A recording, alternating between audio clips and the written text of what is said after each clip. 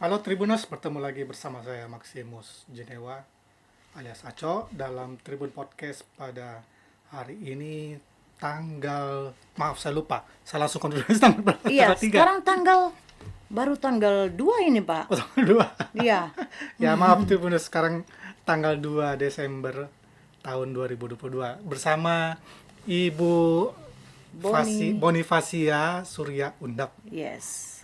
Beliau SS. adalah direktris dari Lembaga Kursus dan Pelatihan Desain Sains Iya, College di Sunshine College. Manado.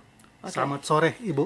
Selamat Bakudapa. sore, selamat Bakudapa. Sehat, Nice sehat. to meet you. Oh, nice to meet you. Ya, Iya. ya Tribuners, tema kali ini memang kita lebih membahas tentang penggunaan bahasa Inggris bagi anak-anak. Jadi Iya. wajar kalau tapi Ibu jangan tahu banyak bahasa Inggris dengan saya. Oke.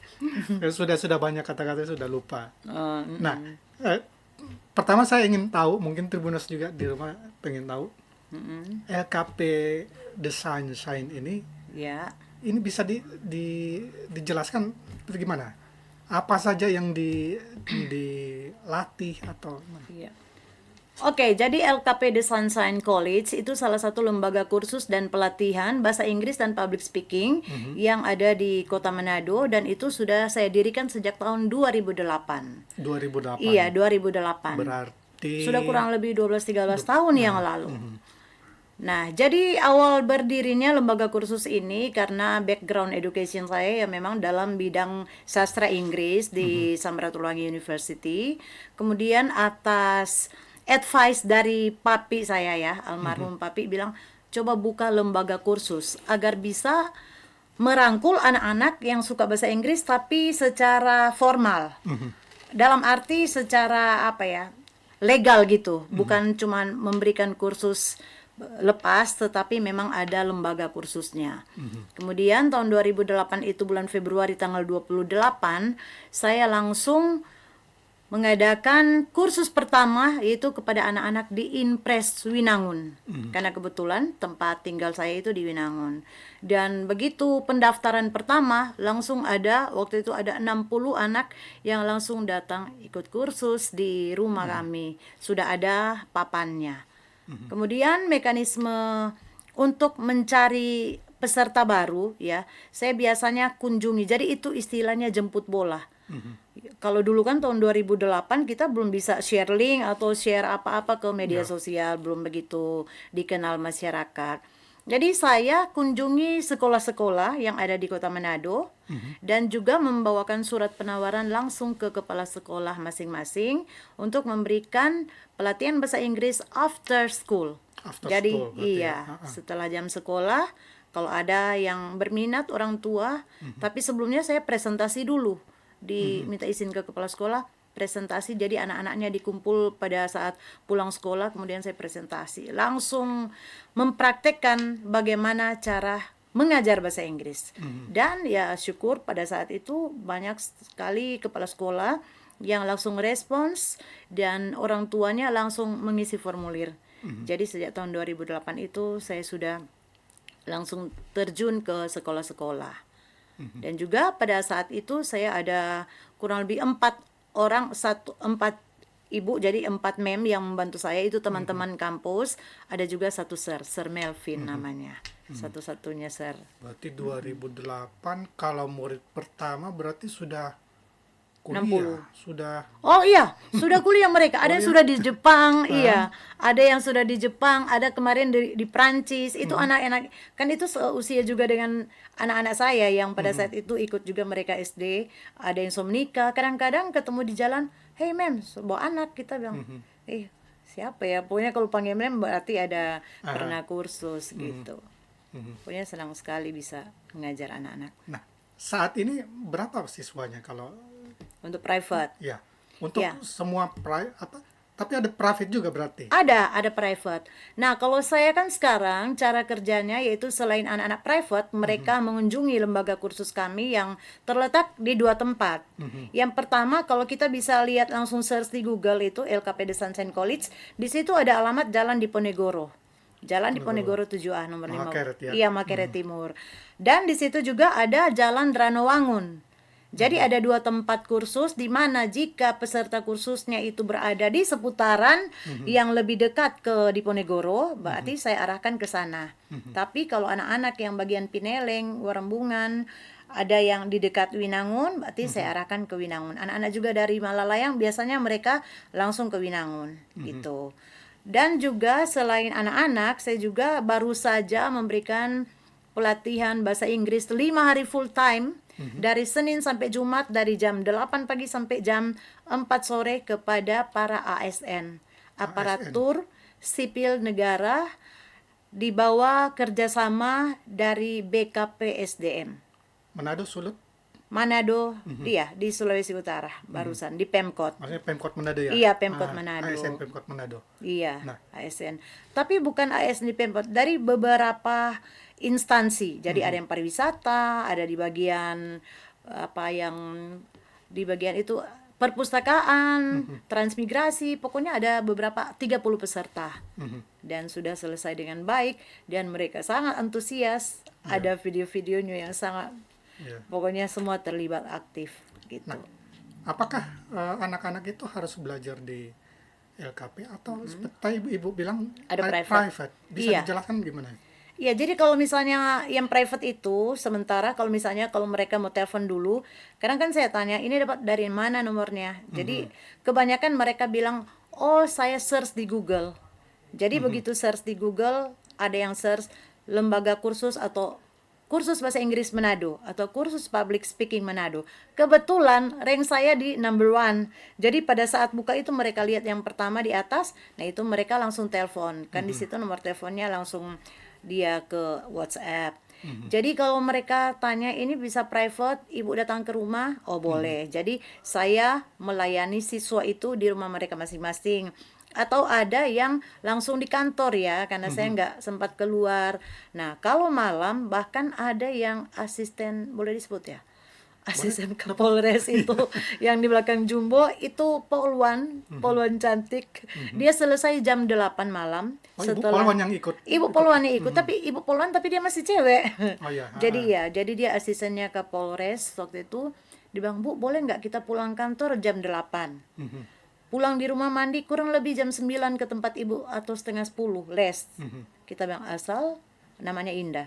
Asal kamu bisa masih konsen karena kan dari pagi dia sudah kerja asisten si Kapolres itu. Dia oke, maka setelah jam 9 kadang pernah mulai jam 10, Pak. Aduh. 10 malam. Jam 10 malam. Jam 11 tapi matanya kan masih melek karena memang semangat untuk kursus. Itu kalau sekali kursus ke anak-anak bisa berapa lama? 1 jam durasinya. Jadi itu untuk satu level kan itu 3 bulan. Ya, tapi kalau saya itu dalam 1 bulan itu 8 kali pertemuan 8 jam. Jadi 1 bulan 8 jam. 8 jam ini atau 8 kali pertemuan kalau dia jarak jauh, dia bisa sekali datang 2 jam. Jadi dia dalam 1 bulan dia hanya 4 kali datang ke tempat kursus, tapi kali 2 jam durasi kursus. Jadi genap 1 bulan 8 jam. Entah dia mau ambil 1 bulan itu 4 kali datang, tapi 2 jam durasinya, atau dia datang 8 kali. Jadi setiap datang 1 jam. Jadi 1 minggu 2 kali pertemuan gitu. Dan anak-anak ini kadang-kadang kebanyakan dari private student dari LKP Desansen sudah selesai kursus, mereka bilang, "Mem, tambah kok, Mem. Tambah jam." Saya bilang, setelah kamu ini ada yang mau datang lagi. Jadi kadang karena mereka keasikan, masih mau tanya-tanya, kalau ini bagaimana. Tiba-tiba sambil saya menerangkan ke anak-anak itu, yang satu sudah datang standby. Begitu juga setelah kan kadang-kadang dalam 1 hari ada 3 kali upload anak-anak. Akhirnya pada suatu saat Mem bilang, kalau begitu kalian semua kumpul satu tempat ini, kita bikin kolaborasi dari anak pertama, kedua, ketiga, yang seharusnya kan mereka 1 jam, kita bikin 1 kali kumpul. Langsung kita uji kompetensi ke anak-anak itu. Dan mereka sangat senang pada saat kita bikin 1 game, dan mereka kan suka mau lebih cepat jawab begitu. Jadi kita bikin menarik mungkin supaya, karena ini kan bahasa Inggris adalah bahasa asing. Kalau kita terlalu fokus ke grammarnya, biasanya anak-anak capek. Tapi kalau kita pakai cara belajar atau sistem pelajaran yang ada di The Sunshine College itu FACIA. Mau tahu artinya? FACIA. Itu nama saya kan, Fasya. FACIA, tapi ada kepanjangannya loh. F itu fun. A itu fun and creative in action. Jadi kita bergembira dan berkreasi sambil beraksi. Jadi anak-anak kalau mau les ke tempat kami itu mereka semua penuh dengan sukacita. Berarti ribut sekali, Bu ya. Ribut. Dan juga kita live. Tapi Kita live Facebook. ributnya dengan bahasa Inggris. Dengan semangat dan bahasa Inggris. Dan juga ada yel-yelnya, Pak. Jadi anak-anak itu pokoknya semua semangat deh. Kalau kita bikin peserta dalam jumlah banyak yang orang dewasa baru saja, mereka yang biasanya ada yang bilang begini, "Mem, bayangkan ini kursus bahasa Inggris, orang mau tenang-tenang, pom takut. Ternyata begini hebohnya." Kan kita juga hobi menyanyi. Jadi pada saat sudah ada break, kalau kita lihat pesertanya kan ada juga jam-jam kritis ngantuk ya. Jadi kita bikin suasana itu langsung bangkit lagi. Jadi anak-anak atau peserta itu mau bapak-bapak, ibu-ibu, kita semua kumpul ke depan semua. Ayo kita menyanyi yel-yel dulu. Clap the sunshine. Kita bikin suasana menarik dan langsung satu persatu kita tanya. Jadi sesuai dengan misalnya for example kita mau pelajaran tentang simple present ya. Simple present berarti itu waktu tense yang simple. Kan dia ada rumus 2. Kalau mau bicara secara grammar kan orang pusing. Jadi kita bilang rumus yang pertama, boleh sebutkan pelajaran itu. Jadi simple present rumusnya kan ada 2. Ada yang pakai verbal, yaitu contohnya subject plus verb 1 plus object. Contohnya I study English. Itu verbal simple present. Tapi kalau yang kedua itu istilahnya nominal simple present, jadi dia tidak ada verb di dalamnya, tidak ada kata kerja. Jadi contohnya I'm a student, you are a podcaster, for example ya. I'm a teacher, you are a doctor. Jadi itu yang disebut dengan nominal simple present. Supaya anak-anak ini atau peserta itu tidak bosan kalau kita cuma sebutkan seperti itu, kita juga kan menggunakan laptop untuk anak-anak private dan juga pakai LCD yang besar itu untuk anak-anak peserta yang banyak. Jadi mereka itu kita panggil, misalnya kalau kita mau berikan contoh simple present tadi kan rumusnya ada subjek. Subjek itu terdiri dari 8, ada I, you, he, she, it, we, you, they. Supaya suasananya hidup, kita panggil 8 orang, coba come in front of the class. Jadi 8 orang ini kita bagikan, kamu sebagai I, you sebagai you, I, you, he, she, it, we, you, they. Jadi mereka langsung ke posisi itu. Jadi pada saat mau sebut misalnya I am a student, teringat oh misalnya yang ada maju tadi Pak Kris misalnya. Oh kalau you itu yang maju tadi itu Pak siapa namanya? Misalnya Pak Jamie begitu. Langsung anak-anak atau peserta kursus bisa secara secara ringan menyampaikan contoh karena yang ada di depan itu teman-teman mereka dan tidak ada kekhawatiran, tidak ada ketakutan karena selalu sebutkan bahwa learning from mistakes it's better way to understand. Jadi kalau kita belajar dari kesalahan itu adalah jalan yang terbaik untuk cepat mengerti. Kan kalau kita salah terus kita perbaiki pada saat misalnya teman-teman tertawa salah gitu. Nah dia jadi ingat oh yang pertama kita bilang itu salah ternyata harusnya begini. Jadi gitu kuncinya gitu. Bagaimana Mem Fasya bisa melihat seseorang itu sudah ada perkembangan dengan materi yang ibu berikan. Iya. Bagaimana bisa melihat bahwa ataukah mungkin karena sudah cukup dia 8 jam. Dia beberapa lama tapi sudah habis kuotanya semacam begitu. Tapi dia belum masuk. Dia belum bagaimana? Nah, kalau misalnya untuk peserta kursus yang private dulu ya, yang saya jelaskan. Private, sebelum anak itu masuk kursus mulai pelajaran itu pertama, saya tanya dulu, kamu hobi nggak bahasa Inggris? Waduh iya Mem, hobi sekali. Cita-citamu apa? What is your idea? Ada yang bilang, I want to be a police. Kenapa kamu suka jadi polis? Polisi kenapa kamu mau belajar bahasa Inggris? Supaya bisa ditempatkan di luar negeri misalnya, atau ada urus-urus kasus dari internasional kan. Oke, kalau begitu Mem ke arah lebih ke kira-kira kalau kamu 20 tahun depan mau jadi polisi, materinya apa. Jadi kita contohkan sesuai dengan what he want to be. Jadi misalnya kalau dia mau jadi polisi, Mem bilang begini, coba ya, anggaplah kamu sekarang sudah jadi seorang polisi, kamu mau ketemu Mem, mau bilang apa atau mau kerja sama apa. Jadi Mem ajarkan ke situ supaya dia langsung melihat, oh masa depannya mau jadi polisi, kira-kira yang dia mau bicarakan dalam bahasa Inggris ini. Ada juga yang cita-cita jadi notaris, sekarang dia sudah ambil S2. Mem bilang, Mem aminkan semoga cita-citamu tercapai. Oke, amin Mem. Jadi Mem kasih contoh apa yang ingin mereka gapai nanti, cita-cita mereka mau jadi polisi, ada yang menjadi notaris, ada yang menjadi, yang barusan ini namanya Aira, dia ingin jadi diplomat.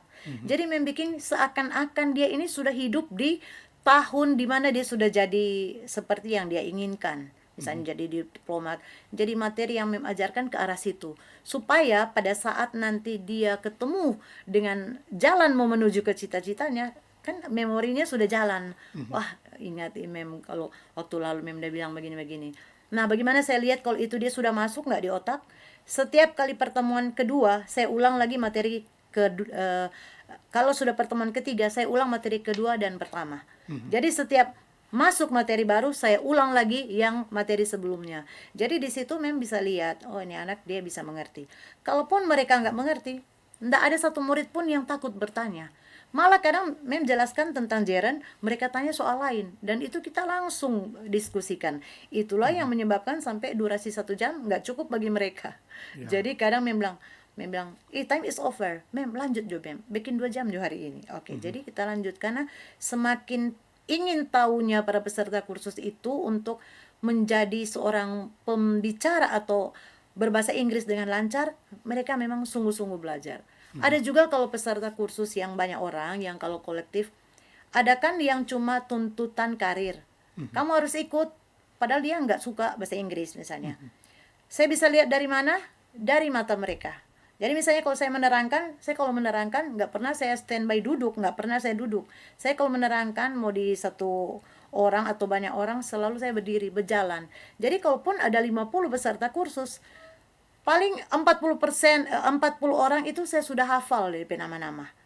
Karena saya satu-satu. Jadi contoh kalimat ini, coba kamu sebutkan, coba you, coba oke, bikin semua. Jadi semua merasa saya rangkul kan. Jadi peserta itu saya rangkul. Tapi pun kalau ada yang tidak terlalu suka, saya dekati. Misalnya ada satu orang yang nggak suka. Misalnya saya bilang begini, "Hi, how are you doing? Apa kabar?" Kalau dia mungkin malas-malas dia jawab, I'm doing good. Mem bilang, oke, stand up please. Langsung berdiri semua. Akhirnya yang tadinya nggak interest mungkin ya, akhirnya jadi semangat. Karena kita dekati juga jadi cara approach itu ke hobi. Kalau kita menyentuh seseorang itu diambil dari hobi mereka, pasti mereka akan mau. Kalau dia hobi menyanyi, kemudian kita panggil, coba si A, oke, come here. Kita putar lagu, tapi dalam konteks bahasa Inggris, kita menyanyi sama-sama. Yang tadinya mereka ngantuk, langsung hidup semua, semangat pasti. Jadi setelah kursus, banyak anak-anak yang orang tuanya bahkan telepon, Mem terima kasih Mem, berkat ada kursus Pak Mem. Pada saat dia mau masuk ujian masuk SMP di salah satu sekolah swasta ternama, dia nilai lainnya jelek, dia disupport dengan nilai bahasa Inggris. Akhirnya bisa lolos masuk di sekolah yang dia suka. Jadi banyak orang tua yang telepon secara pribadi itu, "Duh Mem senang sekali Mem, di rumah dia pakai bahasa Inggris, tapi malah kita Mem yang nggak bisa jawab." Jadi seperti itu. Jadi pokoknya kalau kursus bahasa Inggris itu kita hadapi dengan sesuatu yang menyenangkan sesuai dengan metode pembelajarannya, fun and creative in action, itu pasti suka. Kalau Bro Aco ya, hobi nggak bahasa Inggris. Supaya kan boleh langsung terapkan ke anak-anak. Kalau aku jadi podcaster. Iya, apa-apa. Sekarang ibu masih. Kalau pengalaman saya, kalau dalam bahasa Inggris, mungkin sudah lupa banyak apa ya? Kosakata. Untuk melafalnya itu sekarang sudah kaku. Oh, pronunciation. Kemudian, tapi ketika orang ngomong atau membaca, mungkin masih Ingat bisa lagi. mengerti gitu. Kalaupun agak sulit pasti Google Translate. Oh iya, itu paling gampang ya. Tapi kalau di Google Translate jangan salah, kadang-kadang kalimatnya akan Iya, betul. membingungkan. Ditanya lain mereka terjemahkan sangat tidak baku begitu untuk diterjemahkan ke bahasa Indonesia. Nah, Tapi itulah iya. pentingnya belajar grammar sesuai dengan strukturnya. Nah, Ya gitu. saya mau tanya, apakah Ibu juga ada memberi pelajaran itu sesuai tingkatan elementary, advance, kemudian ada juga semacam TOEFL.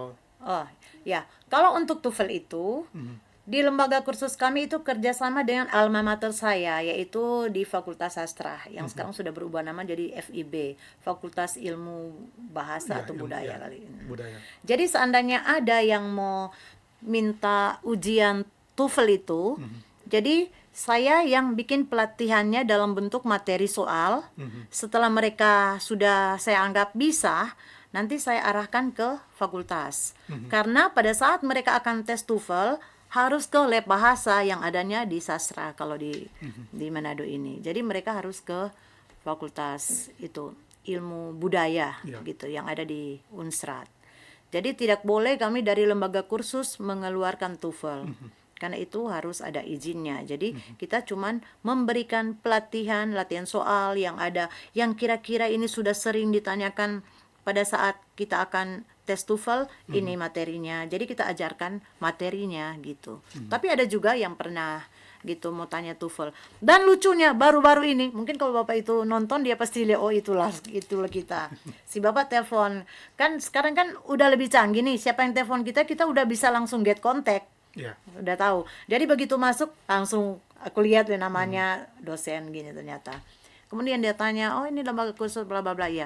Setelah itu dia penasaran kan sudah tutup, dia telepon lagi. Tapi begini Bu, boleh nggak saya mau kursus TOEFL, tapi saya cuma perantara. Tapi yang mau lulus nanti ujiannya si A. Tapi dia yang ikut. Saya bilang, waduh Pak, itu anak kecil pun tahu jawabannya Pak. Nggak bisa lah. Iya. Masa Bapak yang duduk ujian untuk mengeluarkan sertifikat atau ijazah nama orang. Soalnya dia di luar. Nggak bisa Pak kalau begitu. Biar Bapak bayar 1 M, saya nggak bisa fasilitasi. Jadi seperti itu. Jadi kalau untuk TOEFL atau tes IELTS itu harus ke lembaga pendidikan yang sudah memang di bidang itu. Jadi bukan lembaga kursus. Jadi kalau kami itu memberikan pelatihan bahasa Inggris dan juga ada public speaking loh Pak di tempat kami. Iya. Jadi ada public semacam speaking. Public speaking, materinya seperti bagaimana? Ya, itu public speaking kan kita ambil dari bahasa Inggris itu artinya berbicara di depan publik atau di depan umum. Banyak orang yang pintar intelektualnya, hebat banget, tapi dia untuk mentransfer berbicara di depan publik dia takut Pak. Kalau Bapak takut nggak bicara di depan publik? Sekarang saya ngomong di depan Banyak kamera. orang ya. Iya. Jadi gini, nah ada juga saya barusan hari Senin, besok juga dia pertemuan kedua, satu anak dia dari Citraland ya. Dia untuk datang privat public speaking. Kalau saya mau terjemahkan secara bahasa biasa, orang mau latihan belajar bicara harus kursus. Kenapa kursusnya juga malah mahal kalau bicara public speaking? Karena yang kita berikan materi ke mereka bukan untuk kelancarannya aja, tapi bagaimana kita menguasai audiens. Karena ada kan orang yang begitu dia lihat, oh audiensnya kok banyak banget, di sini ada ratusan, di sana loh kok ada bapak bupati, ada wali kota, ada orang-orang yang di atas dia.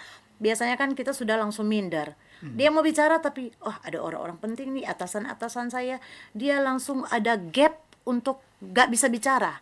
Nah itulah di dalam lembaga kursus kami, justru saya pertama kali memberikan kepada para peserta yang ingin public speaking itu karakteristiknya dulu kita rubah dulu atau kita atur supaya pada saat dia tampil dia bisa dengan percaya diri. Karena kalau kita tidak percaya diri, kita sudah pintar, materi kita sudah kuasai, tapi begitu berdiri di depan panggung banyak orang dia langsung gemetar, itu pasti langsung akan memberikan dia down. Jadi apa yang dia sudah susun itu pasti akan hilang.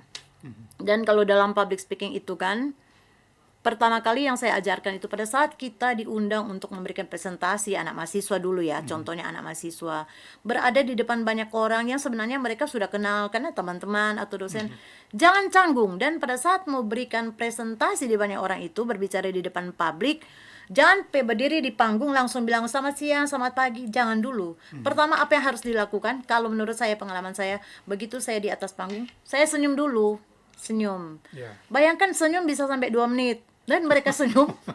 Sudah senyum. Mereka pikir, apa yang senyum-senyum gitu. Saya senyum. Kenapa itu senyum itu very important if we want to practice our public speaking. Karena dengan tersenyum, orang itu sudah melihat, oh aura kita itu positif nih. Mereka jadi penasaran apa nih yang akan dia katakan. Karena kita sudah senyum, oh berarti enak nih nanti ngobrolnya. Tapi kalau kita buka langsung marah-marah, dan justru orang kalau berbicara itu dia marah-marah, Pak. Bapak tahu apa alasannya? Dia takut mendapat pertanyaan. Jadi itu biasanya kalau para pembicara itu dia memasang muka yang menakutkan karena dia takut sebentar ada orang mau bertanya dia nggak bisa jawab. Kalau saya, Pak, santai aja, Pak. Semakin banyak audiens saya yang hadir, saya lebih semangat, Pak. Iya, lucu kan? Iya. Jadi begitu yang harus kita atur juga pada saat public speaking itu. Orang kalau bicara ada kan begini, maksud saya a i u e o begitu, itu namanya filler words, pengisi kata-kata yang not important at all, sama sekali nggak penting. Jadi kalau kita mau bicara, coba nanti kalau sudah selesai, coba hitung berapa kali saya a i u e o ya. Sebisa mungkin kita minimize, karena kalau dalam berbicara di depan publik itu, baik melalui podcast atau bicara in front of camera atau di depan umum, kalau kita banyak kali atau kelihatan gugup tangan seperti ini, audiens itu automatically mereka tidak akan tertarik untuk mendengarkan materi yang kita bawakan.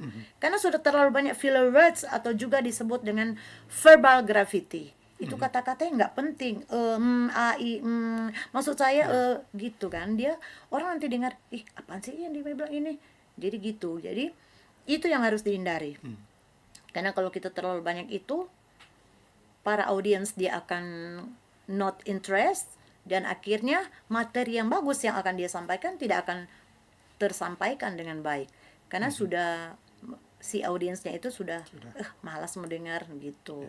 Apakah public speaking juga termasuk juga melatih jadi MC? Iya.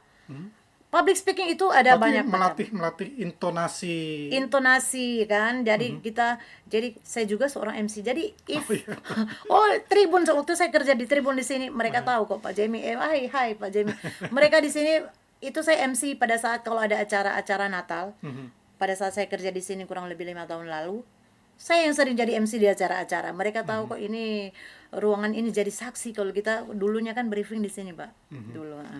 Jadi MC itu memang harus ada public speaking. Selain profesi sebagai MC, untuk menjadi putra-putri kampus, putri Indonesia, mereka harus dilatih public speakingnya. Karena untuk apa otak itu ada tapi dia nggak bisa share ke teman-teman, dia tidak bisa memberikan nasihat atau pengalamannya melalui kata-kata, itu kan penilaiannya langsung drop. Dia sudah pinter, cantik, misalnya kalau mau ikut Putri Indonesia atau apa-apa, mereka itu harus dibekali dengan ilmu public speaking, karena public speaking itu juga satu paket dengan bahasa Inggris dan juga satu paket dengan yang namanya personal branding. Personal branding berarti kita brand diri kita dengan apa yang kita lakukan. Misalnya kalau kita seorang pemalu, setiap kali mau diajak untuk bicara di depan publik dia pemalu. Begitu ada iklan atau flyer, sebentar kita akan mengikuti acara ini akan dipimpin oleh Ibu A. Mereka langsung, dia sudah ada personal branding. Oh, yang itu ibu yang pemalu itu. Begitu, itu namanya personal branding. Jadi agar kita bisa memberikan power kepada diri kita sendiri, kita brandlah diri kita dengan sesuatu yang positif. Jadi kalau kita misalnya ceria-ceria seperti ini, kalau bilang mau kursus bahasa Inggris yang mau kasih siapa memfase. Oh, tuh mem yang selalu banyak tepuk tangan, yang hura-hura itu, yang cheer banget. Nah, itu langsung di brand. Begitu, personal udah di personal brandingnya udah dikenal banyak orang. Jadi itu penting banget. Kita kembali ke topik tentang bahasa Inggris. bahasa Inggris untuk usia dini. Oh ya. Manfaatnya apa untuk? Nah, bahasa Inggris untuk usia dini, ini menurut psikolog anak, anak itu bisa menerima materi atau apa saja yang dia dengar dari environment-nya, dari lingkungannya itu pada saat dia usia emas 1-5 tahun. Anak ini, anak kecil yang usia 1-5 tahun, lebih baik kita dekatkan ke orang-orang yang punya tutur kata baik. Karena kalau anak-anak itu dari kecil dia dengar ada orang, oh di sini ada yang memaki, kata ini sering dia dengar, dia akan serap kan? Dia akan serap. Dan jangan kita heran dan jangan kita malu sendiri pada saat kita ajak anak kita ke publik, ke banyak orang, tiba-tiba dia memaki. Kita kan malu, misalnya, ini nanti mau kaitkan. Malu, kenapa nih anak memaki? Karena kata-kata yang dia serap itu pada saat di usia 1-5 tahun itu dari lingkungannya sendiri. Dan itu yang akan membuat atau membekali dirinya dengan kata-kata pertama yang dia dengar. Itu negatifnya dari 1-5 tahun. Tapi sebaliknya, kalau anak usia dini itu 1-5 tahun, di sekitarnya, orang tuanya, mama papanya, kakak adiknya, atau mereka sering menonton hal-hal yang positif, atau juga melihat YouTube begitu tentang pelajaran bahasa Inggris, atau kata-kata dalam bahasa Inggris, mereka itu akan terekam. Nah, contohnya saya, karena kebetulan pada saat cucu saya kan udah ada cucu 2 itu di Batam mereka yang masih kecil. Waktu mereka masih kecil itu, si Michelle dia 1 tahun, kemudian Kokoknya waktu itu sudah sekitar 4-5 tahun. Mereka saya yang jaga pada saat mama mereka itu, anak saya, Indah, ke kampus. Jadi pada saat mama mereka ke kampus, anak-anak kecil itu saya putarkan materi-materi bahasa Inggris dalam bentuk lagu-lagu. Taruh di video, taruh di TV, kemudian itu kan ada lagu-lagunya, hands up, hands down, atau pokoknya lagu-lagu bahasa Inggris. Kemudian anak-anak yang masih kecil itu, yang masih berjalan jalan selangkah jatuh, itu saya langsung hadapkan di TV itu. Kemudian saya langsung praktekkan, langsung menyanyi semua lagu itu. Dari open shut them, open shut them. Itu kan anak-anak kecil suka banget kalau kita pakai menyanyi pakai gaya. Jadi anak yang tidak tahu bicara pun open them, open, jadi biar nggak jelas, tapi mereka sudah lihat secara visual di situ ada gaya. Kalau begini, oh berarti open. Open kalau gini shut atau tutup tangan kan. Open shut them, open shut them. Give your clap, clap, clap. Oh kalau begini berarti clap. Nah itu secara tidak langsung kita sudah melatih anak melihat visual dan pendengaran mereka menjadi semakin tajam. Jadi pada saat mereka sudah lepas dari TV, kita tidak sadari mereka nyanyi open shut them gitu, karena mereka sudah terbawa dengan materi atau film atau YouTube yang diajarkan di lingkungan keluarga mereka. Jadi itulah penting anak-anak usia dini kita ajarkan bahasa Inggris. Kalau orang Manado bilang, ih sombong sekali duk mana anak-anak masih kecil kenapa so pakai bicara bahasa Inggris. Mungkin ada yang seperti itu. Tapi sebenarnya bahasa Inggris ini bukan suatu bahasa yang harus disombong-sombongkan. Emang kenapa kalau kita berbicara bahasa Inggris? Kan bahasa Inggris itu, English is very important for us because English is international language kan. Jadi kalau kita mengetahui bahasa Inggris, berarti kita bisa ke luar negeri mana aja menggunakan bahasa Inggris itu. Kita ke Korea nggak usah belajar bahasa Korea. Kita ke Prancis nggak usah belajar bahasa Prancis. Jadi bahasa Inggris ini yang jadi bahasa internasional, itulah yang akan membuat networking kita lebih luas. Pada saat anak-anak kecil mereka sudah diperkenalkan dengan bahasa Inggris, dan pada saat mereka sekolah nanti mereka nggak asing lagi dengan yang namanya A, B, C, D, E, F, G. Mereka sudah nggak asing lagi ditanya what is this, mereka akan tahu this is a cup, jadi ini cup, atau what is this is a table. Jadi mereka akan ingat bahasa yang paling pertama yang mereka dapatkan dari lingkungan keluarga. Itu paling sangat penting itu, yaitu bahasa yang mereka dengar dari mama papanya sendiri. Jadi jangan heran kalau anak itu pintar memaki pada saat masih kecil, karena itulah bahasa yang mereka dengar di lingkungan mereka. Jadi kenapa anak-anak kita harus, kayak anak-anak semua saya ajar bahasa Inggris sejak dini? Karena anak-anak itu tidak takut malu, tidak takut salah bicara, mereka nggak takut, nggak malu. Kalau nanti sudah dewasa baru kita belajar bahasa Inggris, kan takut, takut kaki salah ini kondorang saya tertawa. Jadi itulah pentingnya belajar bahasa Inggris sejak dini. Karena kalau kita mengetahui bahasa Inggris itu, dunia sekarang itu semuanya pada digital, internet kan. Anak-anak bisa akses apa saja. Ada hal tertentu yang pada saat kita akses itu keluarnya bahasa Inggris. Betapa stresnya kita, orang tua atau orang dewasa, pada saat kita mau perlu sekali materi itu, kemudian dia muncul bahasa Inggris. Jangan pikir, akan ada Google Translate. Google Translate itu dia nggak selamanya dia betul. Iya. Dan kalaupun kita mau translate ke Google, kita harus tahu juga struktur kalimatnya seperti apa, supaya kita bisa kalau tinggal mau rangkai-rangkai kata, membuat kata yang kedengaran enak, nah itu bisa. Tapi kalau memang berpatokan di Google Translate, itu tidak akan menjamin kita kebenaran dalam bahasa asing itu. Jadi begitu, bro.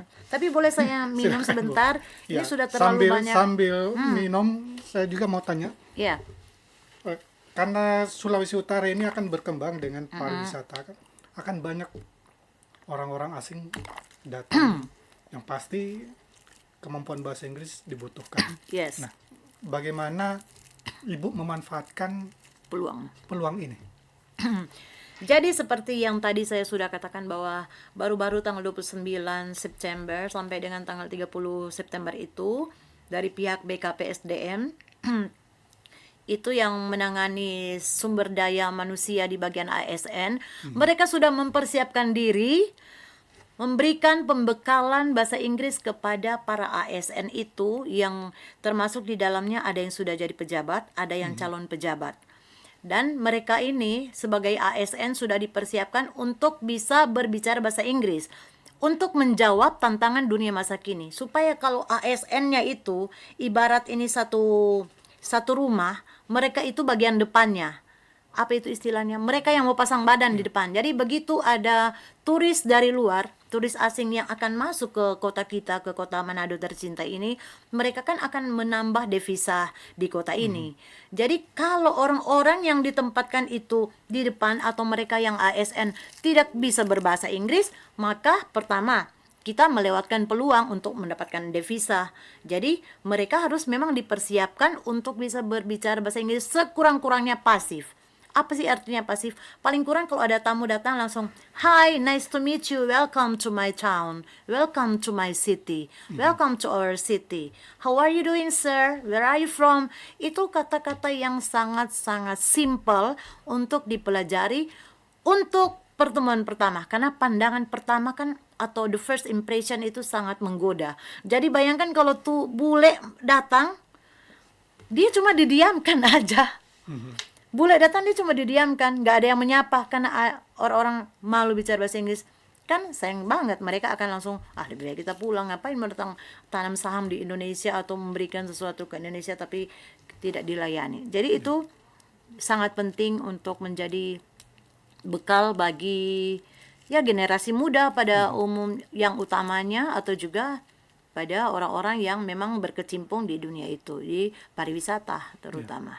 Oke. Gitu. Nah, mungkin sebagai closing statement, mungkin Ibu bisa menyampaikan sesuatu kepada orang tua Oh ya. yang memiliki anak-anak, bagaimana kalaupun bisa secara mandiri melatih ataupun juga harus melibatkan semacam Coach gitu atau gitu. trainer. Silakan. Oke, jadi pesan saya bagi orang tua yang berada dimanapun, if you want to speak English, you can practice every day. Jadi kalau mau belajar bahasa Inggris itu, belajarlah setiap hari. Bisa belajarnya itu dari berbagai sumber, bisa dari YouTube, bisa dari nonton film-film, atau bahkan menyanyi-nyanyi lagu dalam bahasa Inggris. Itu kita sudah melatih pronunciation.